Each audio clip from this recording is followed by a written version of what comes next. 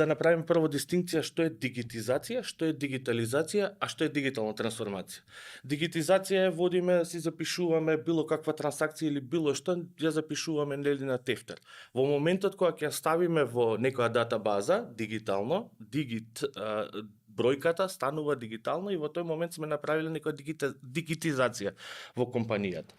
Во моментот кога една база ќе разговара со друга база, сме направиле некоја дигитализација и двата сектори, двете лица во компанијата, веќе имаме некоја дигитализација во компанијата. Меѓутоа, за вистински да стане дигитална трансформација, тука веќе доаѓаат и другите моменти во компанијата.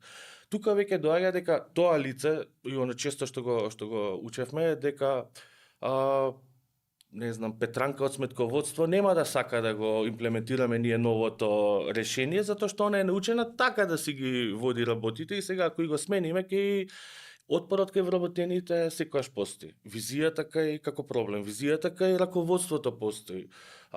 Не знам, добавувачите, дали се подготвени добавувачите да се приклучат на вашиот supply chain.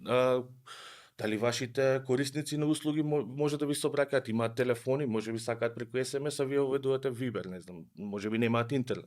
Сите овие работи треба да се разгледаат, да се направи комплетна анализа и да се види да во овој дел може да се направи.